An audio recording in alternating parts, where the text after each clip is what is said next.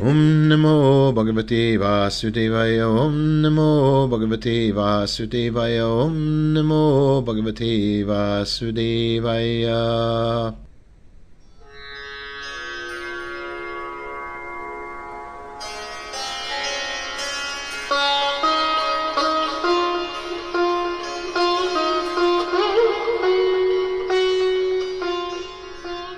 So now we will read from Srimad-Bhagavatam. Srimad-Bhagavatam is also known as the Bhagavat Purana. There is 18 Puranas within the Vedic literature, and Srimad-Bhagavatam is considered the Mahapurana, or the Great Purana, the topmost of all. Srimad-Bhagavatam is a beautiful story of the personality of Godhead. So we begin from Canto 1, Chapter 1. So I offer my obeisances unto the Lotus feet of my spiritual master, His Divine Grace A.C. Bhaktivedanta Swami Prabhupada, who is so dear to Lord Krishna, having taken shelter of the Lord's lotus feet. Srimad-Bhagavatam, First Canto, Part 1, entitled Creation. Om Namo Bhagavate Vasudevaya. Janmadeshaya Tunvaya Ditaratas Charte Svabhigna Teni Brahmaridaya Dikavaye Moyanti Jatsurya Tejo Varimridang Yata Varimayo Yata Trisargo Mrisha Damna Srena Siddhani Rastakukam Satyam Parangdamahi. Om Namo Bhagavate Vasudevaya. Translation. O my Lord, Sri Krishna, son of Vasudev, O all-pervading personality of Godhead, I offer my respectful obeisances unto you. I meditate upon Lord Sri Krishna because he is the absolute truth and the primeval cause of all causes of the creation, sustenance, destruction of the manifested universes. He is directly and indirectly conscious of all manifestations, and he is independent because there is no other cause beyond him.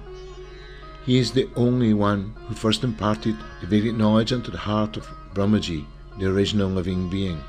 By him, even the great sages and demigods are placed into illusion, as one is bewildered by the illusory representation of water seen in fire, or land seen on water. Only because of him do the material universes temporarily manifest by the reactions of the three modes of material nature appear fractal, although they are unreal. I therefore meditate upon him, Lord Sri Krishna, who is eternally existent in his transcendental abode, which is forever free from the illusory representation of the material world. I meditate upon him, for he is the absolute truth. Completely rejecting all religious activities which are materially motivated, this Bhagavat Purana, Srimad-Bhagavatam, propounds the highest truth which is understandable by those devotees who are fully pure in heart. The highest truth is reality distinguished from illusion and for the welfare of all. Such truth uproots the threefold miseries. This beautiful Bhagavatam, compiled by the great sage Sri Vyasadeva in his maturity, is sufficient in itself for God's realization. What is the need for any other scriptures? As soon as one attentively and submissively hears the message of Srimad-Bhagavatam, by this culture of knowledge, the Supreme Lord is established within his heart. O expert and thoughtful men, relish Srimad-Bhagavatam, the mature fruit of the desire tree of Vedic literature. It emanated from the lips of Sri Sukadeva Goswami. Therefore, this fruit has become even more relishable. Its nectarian juice was already relishable for all, including liberated souls.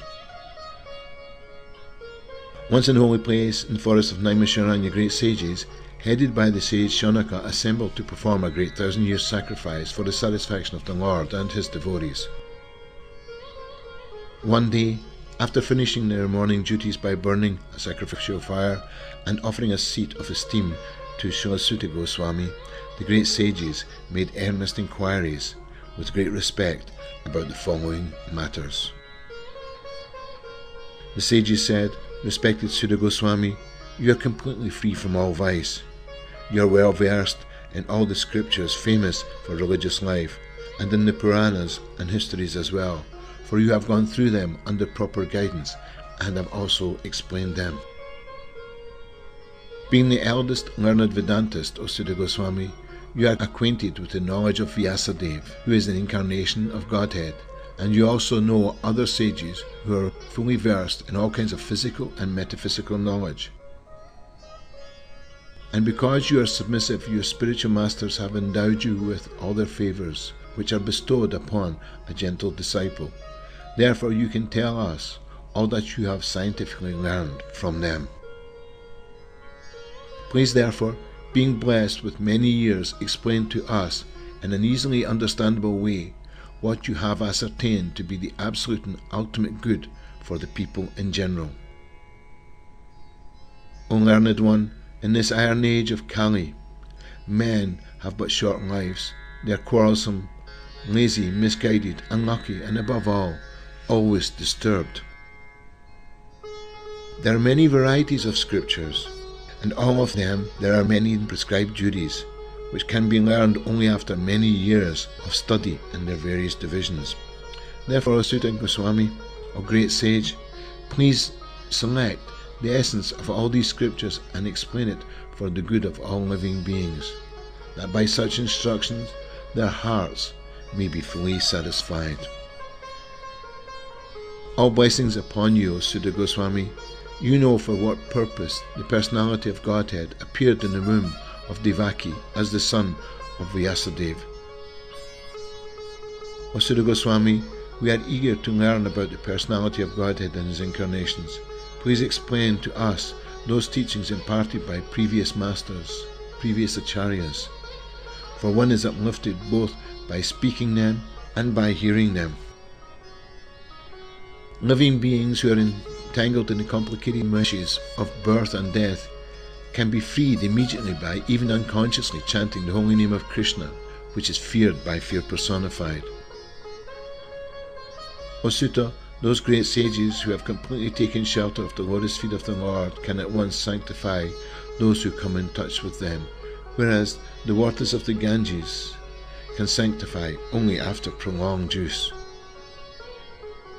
Who is there desiring deliverance from the vices of the age of quarrel, this age of Kali, who is not willing to hear the virtuous glories of the Lord?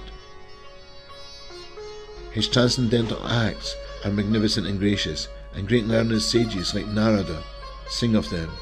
Please therefore speak to us who are eager to hear about the adventures he performs in his various incarnations. O wise Sutta, please narrate to us the transcendental pastimes of the Supreme Godhead's multi-incarnations. Such auspicious adventures and pastimes of the Lord, the Supreme Controller, are performed by his internal powers. We never tire of hearing the transcendental pastimes of the personality of Godhead, who is glorified by hymns and prayers. Those who have developed a taste for transcendental relationships with him relish hearing of his pastimes at every moment. Lord Sri Krishna, the personality of Godhead, along with his brother Balaram, played like human beings, and so must they perform many superhuman acts. Knowing well that the age of Kali has already begun, we are assembled here in this holy place to hear at great length the transcendental message of Godhead, and in this way perform sacrifice. We think that we have met your goodness by the will of Providence, just so that we may accept you as captain of the ship for those who desire to cross the difficult ocean of Kali, which deteriorates all the good qualities of a human being. Since Sri Krishna, the Absolute Truth, the Master of all mystic powers, has departed for his own abode, please tell us to whom religious principles have now gone for shelter. And that ends the first canto, chapter 1 of the Srimad-Bhagavatam, which was entitled Questions by the Sages.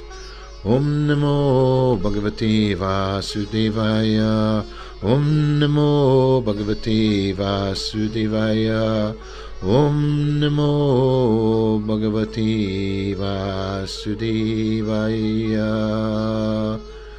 Gauranga, Gauranga, Gauranga. Jai Shri Prabhupada.